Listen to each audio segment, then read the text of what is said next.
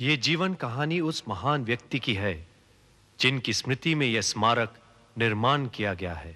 हरे कृष्णा कृष्णा कृष्णा हरे हरे, हरे राम राम राम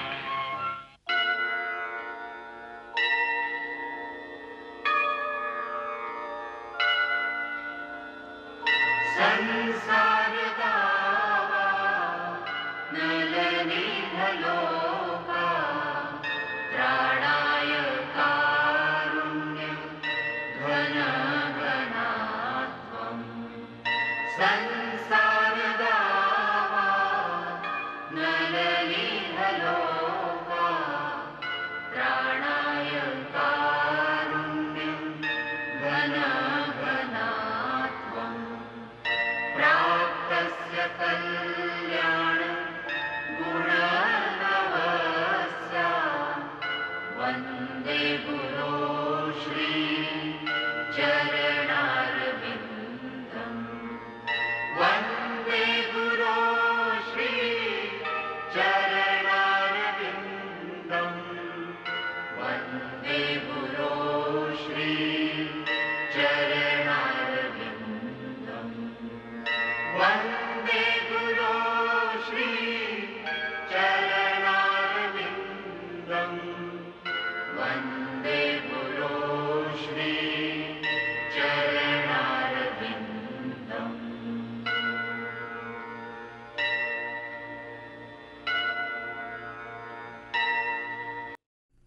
पिछले भाग में हमने देखा भारतीय स्वतंत्रता की लड़ाई और अभय द्वारा ब्रिटिश डिग्री का त्याग। अब आगे। वंदे मातरम, वंदे मातरम, वंदे मातरम, वंदे मातरम। भाइयों, ये अंग्रेज हमें गुलाम बनाकर हमारे देश को लूटने आए हैं। हमारे देश से कच्चा सामान कौड़ियों के भाव ले जाते हैं और उन्हीं से कीमती सामान बनाकर हमारे मुल्क में उन्हें बड़े मुनाफे पर बेचते हैं। हमें इन चीजों का बहिष्कार करना चाहिए। हमें इन चीजों का इस्तेमाल नहीं करना चाहिए।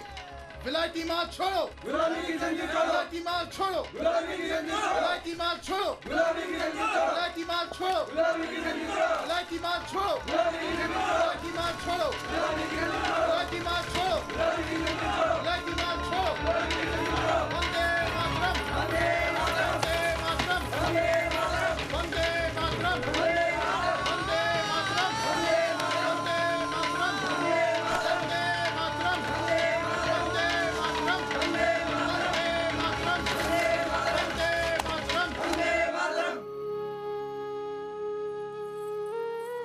मुझे दे दीजिए।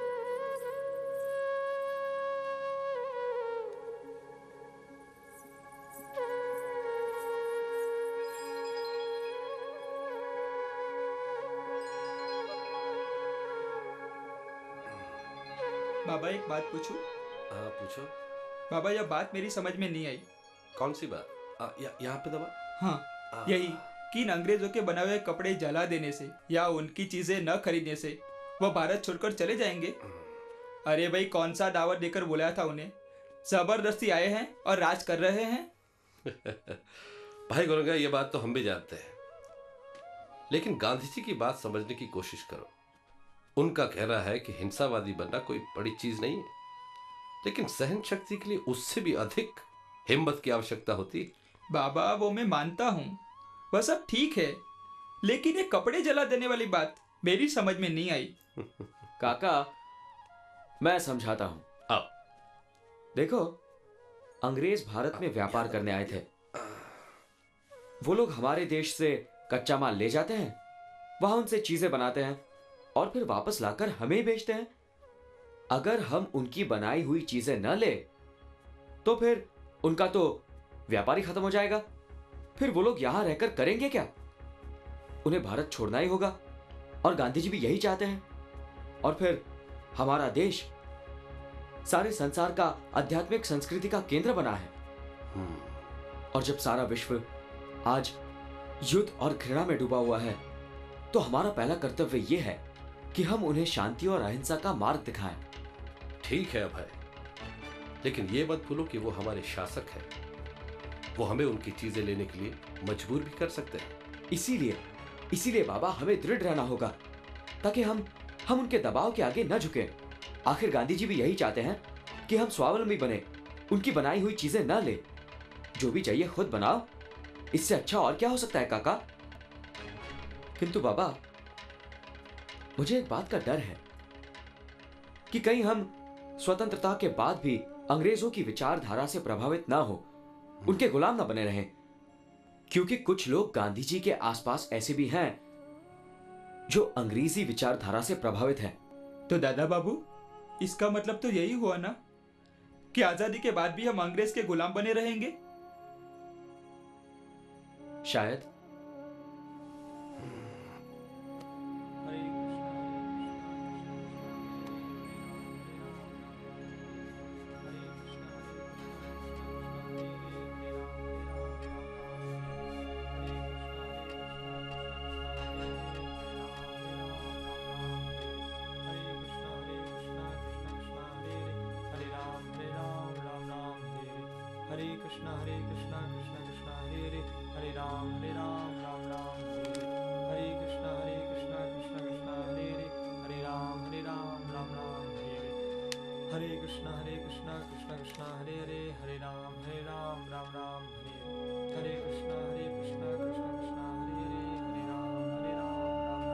कुछ कहना चाहते हो कृष्ण किंकर?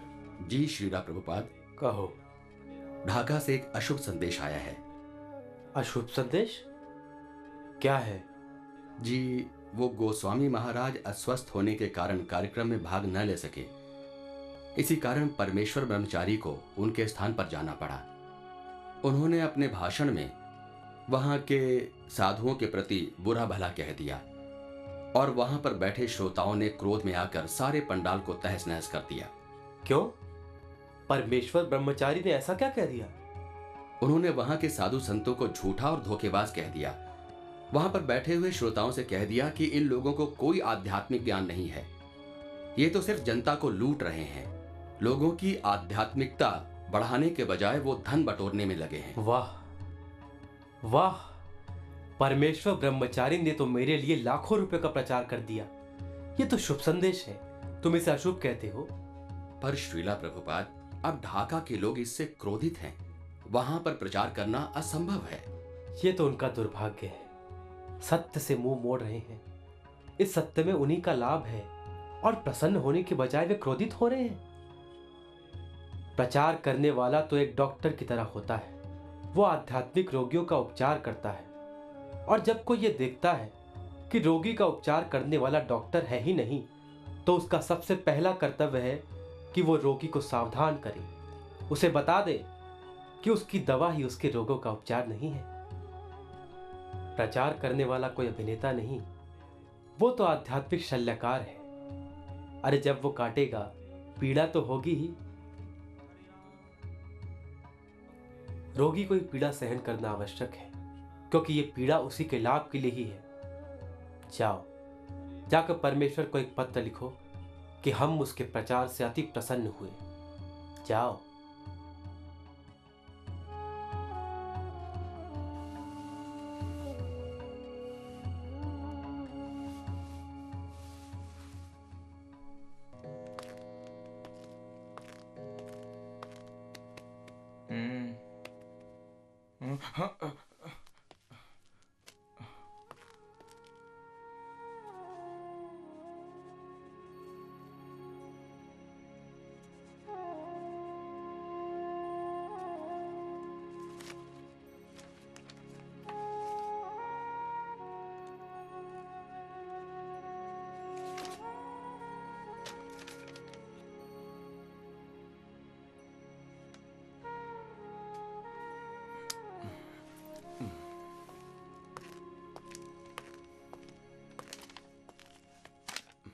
ये क्या है?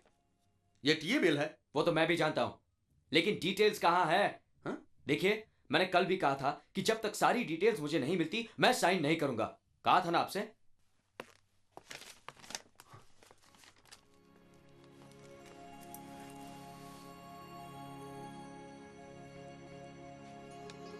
तो मैं झूठ बोल रहा हूं?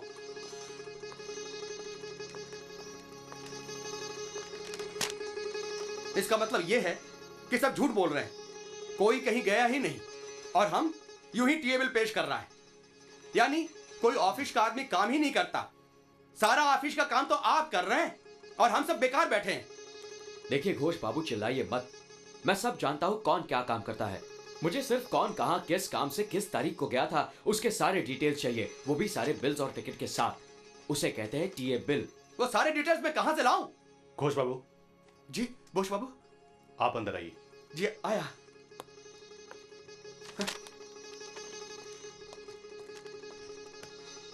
अब तो बोस बाबू से ही साइन करवाना पड़ेगा। जी बोस बाबू। ये क्या हंगामा हो रहा है? बोस बाबू, जब से ये लड़का यहाँ पर आया है इसने इस ऑफिस की नाक में दम कर रखा है। उसे तो तमीज ही नहीं कि बड़े बुजुर्गों से किस तरह की बात की जाती है। उसे मैंने टीए बिल पर साइन करने को कहा, वो मुझसे डिटेल्स मांग रहा है। ये कल का लड़का हमें सिखा रहा है कि काम किस तरह होता है। तो अब आप ही बताइए। घोष बाबू बैठिए।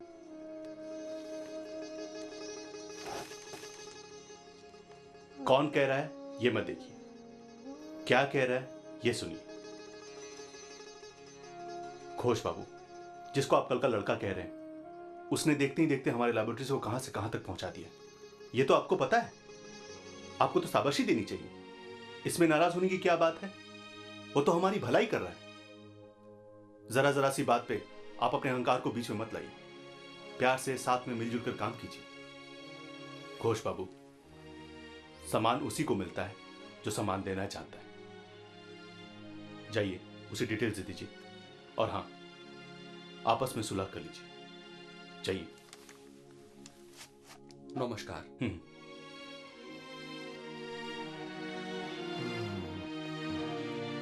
अबे बाबू, मैं क्षमा चाहता हूं। अरे अरे, ये क्या कह रहे हैं आप सही थे, मैं ही गलत था। कल आपको सारे डिटेल्स मिल जाएंगे। घोष बाबू, हाँ? आप मुझे सिर्फ अभय कह सकते हैं। सुखी रहो, सुखी रहो।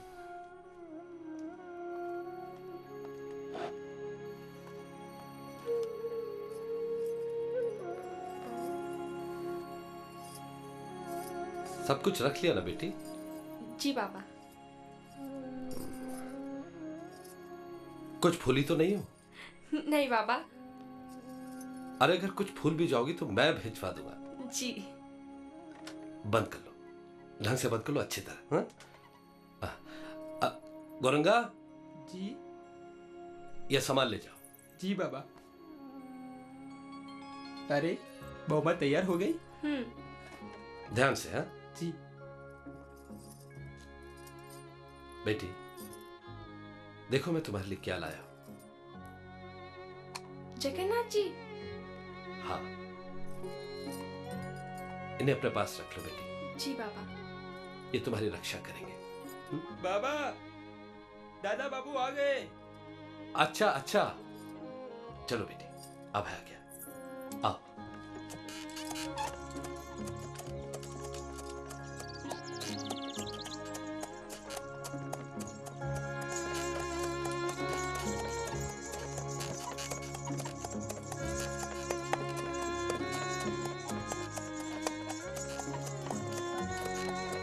कितना बड़ा, कितना सुंदर। सुनो, मुझे भी कैसा मकान चाहिए। लोगे ना? हाँ मेरे लिए? हाँ जरूर लेंगे। अरे भाई जरा संभल के चलाओ। जी बाबू।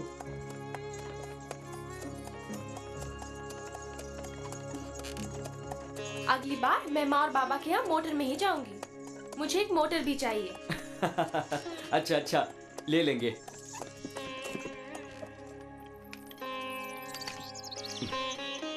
आ जाओ, संभल के। अरे राधा बेटी, आओ आओ। अरे सोपन, आके सामान लेके जाओ। प्रणाम। जीते रहो। आओ भीतर आओ। जी। आओ बेटा, राधा बेटी को अंदर ले जाओ। आओ बेटा बैठो। आओ। और सुनाओ, गौर मोहन बाबू कैसे हैं? जी अच्छे हैं। आपको नमस्कार कहा है। अच्छा अच्छा, तो हमारी तरफ से उनको भी नमस्कार कहना। जी अच्छा। लो पानी पियो।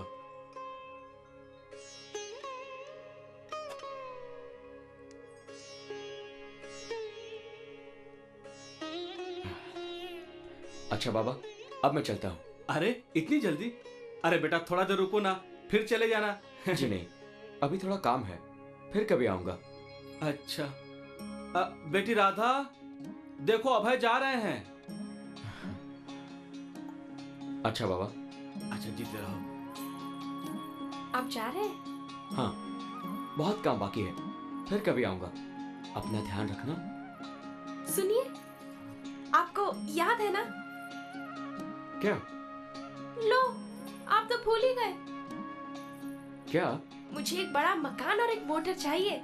ओ, अच्छा अच्छा, याद है याद है। रास्ते में आपको कोई कष्ट तो नहीं हुआ? नहीं, सब प्रभु की कृपा है। आइए।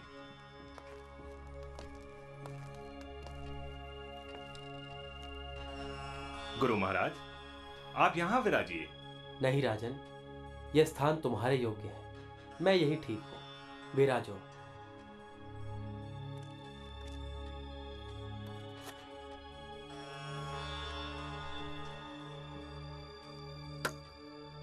राजकुमार कहाँ है? भीम सिंह। जी महाराज। राजकुमार से कहो गुरु महाराज पधारे हैं। जो आज्ञा महाराज। तुम यहाँ खड़े क्यों हो? गुरु महाराज। संकोच मत करो, विराजो।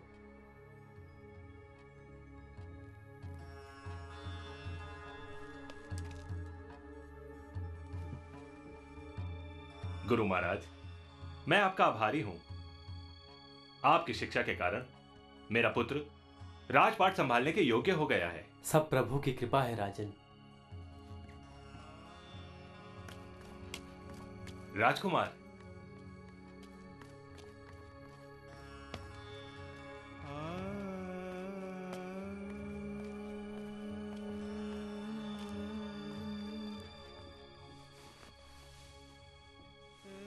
Guru Maharaj.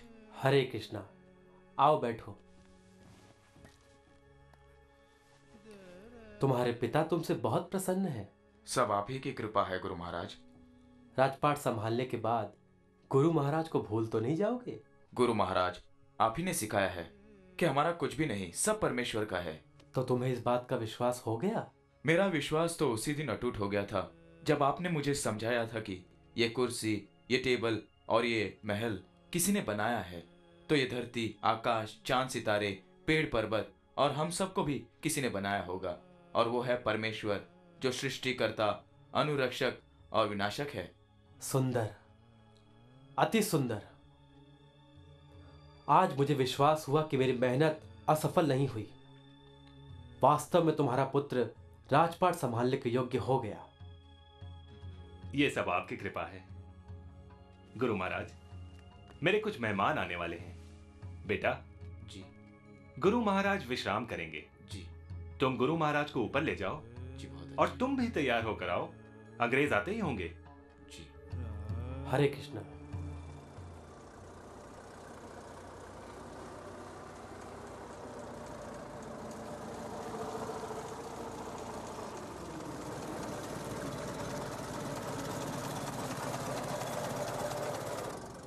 Scandalous. Look at this place.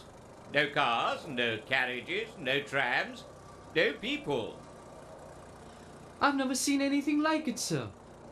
Not a single Indian clerk showed his face in court today. In my 20 years as a judge, I've never had to close court due to lack of staff. It's ridiculous. What did they call this strike for anyway?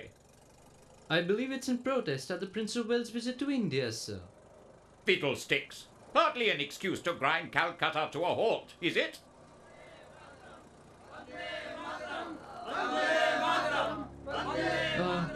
It seems we're in for a spot of trouble, sir.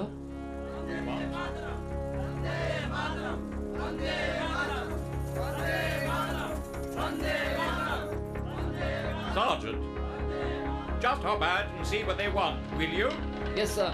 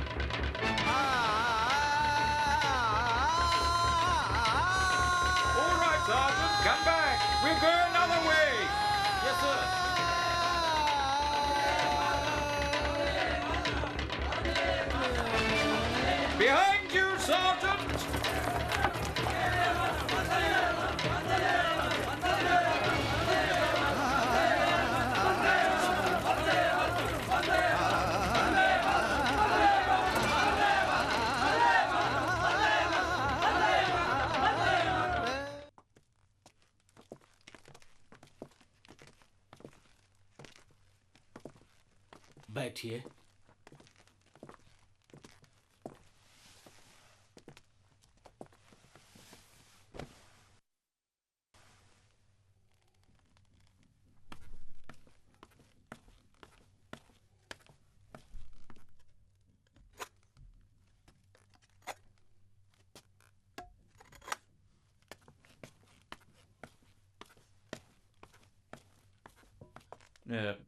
What time do you make it, Roland?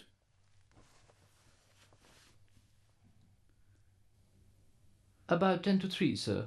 Well, I hope it's not one of those Indian affairs where they put so much chili in the curry that you're stuck in the water closet all night. Well, one thing's for certain, sir. There'll be no meat on the menu. The Maharaj is a strict vegetarian.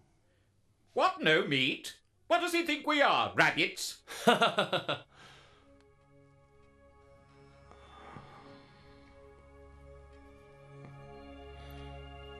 Hare Krishna. Well, look at that fellow. He's completely bald. Well, not completely, sir. Oh, you mean the ponytail? I say, what a bizarre hairstyle.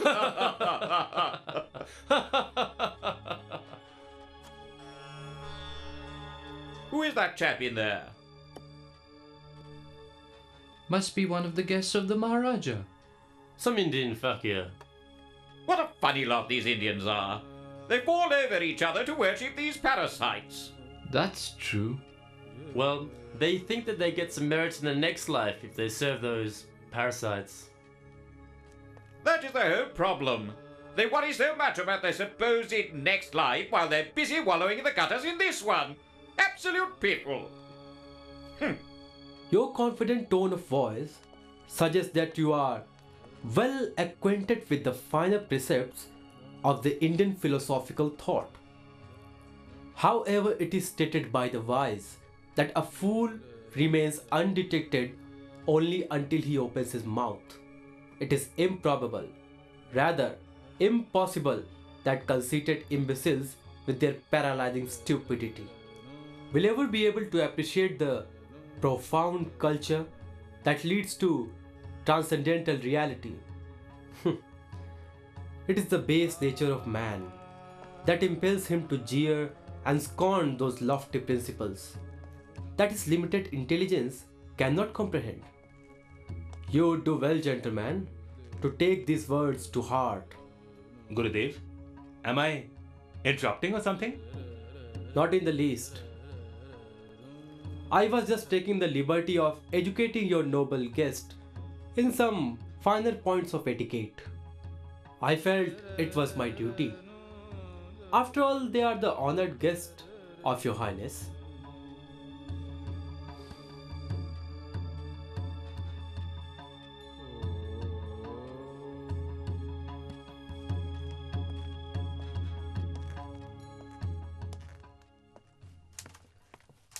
Chattopadhyay बाबू। जी manager बाबू।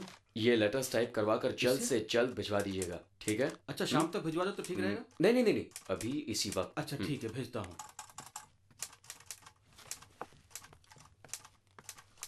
मुंशी जी, देखिए मैंने ये सब bills तैयार कर रखे हैं, बहुत आप जरा इसका हिसाब देख लीजिएगा, मैं बाद में आकर देख लेता हूँ। घोष बाबू, आप ये जरा लेटर्स बाद में टाइप करवा के लीजिए। अच्छा अच्छा। देखो चट्टोपाध्याय बाबू, इस बार हमारे लैब से भेजे हुए सैंपल ठीक नहीं रहे, इनको आप दोबारा चेक करवा लेना, मैं देखता हूँ।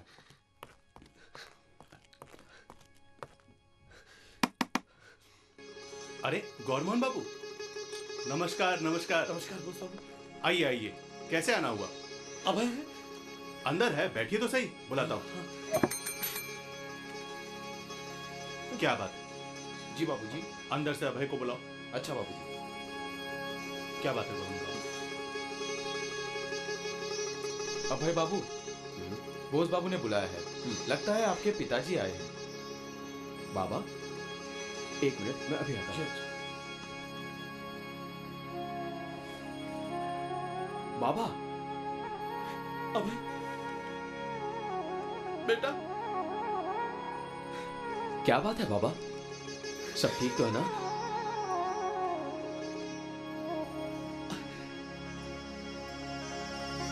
अभय, तुम पिता बन गए बेटा। तुम्हें लड़का हुआ है। ये भी कोई तरीका है खुशखबरी सुनाने का? थोड़ी देर के लिए तो मैं भी डर गया था। मुबारक हो बेटा। तपन, रसगुल्ला लेके और सबको बांट दो। आज तो मैं भी दादा बन गया हूँ। मुबारक हो वरुण बाबू। गौर मोहन आइए आइए। जीते रहो बेटा, जीते रहो। जाओ अंदर जाके लड़का देखो। बहुत सुंदर है तुम्हारी तरह। और सोपन, रसगुल्ला लाओ बेटा। आइए बैठिए। और सब ठीक है ना? हाँ सब ठीक है। बुआ जी का अंदर है। राधा रानी तो ठीक है? हाँ राधा ठीक है। हाँ लाओ। ठाकुर जी की कृपा से हम नाना बन गए हैं। और मैं दादा। लीजिए।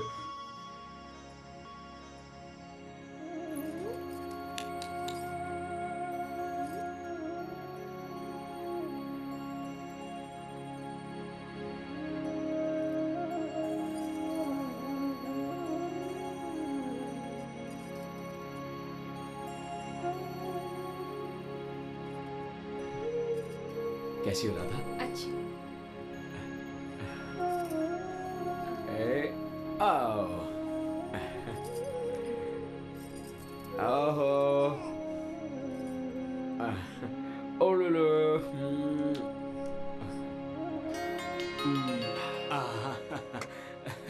बच्चा तो ठीक है ना? हाँ बच्चा ठीक है। समधी जी अब पोते को नहीं देखेंगे? हाँ चलिए अंदर आइए। हंस रहा है।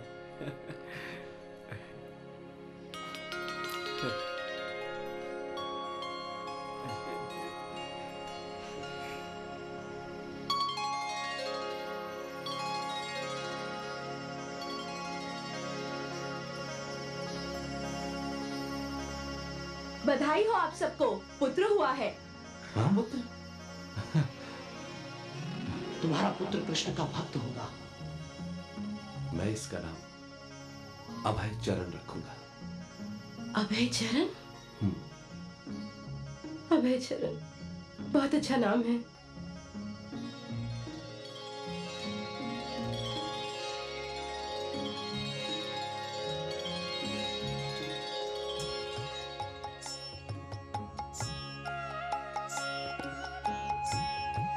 हे प्रभु, ये दास अपने पुत्र को आपके चरण कमल में अर्पित करता है। इसे भी आप अपना दास स्वीकार कीजिए।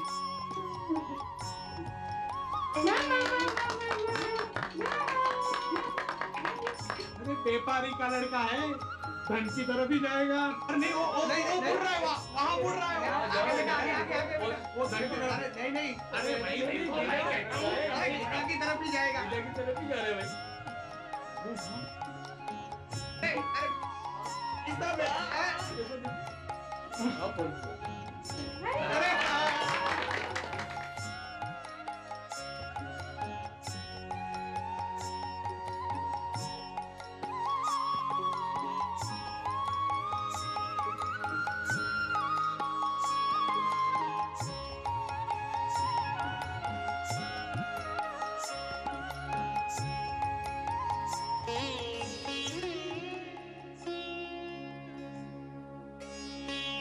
बाबा बाबा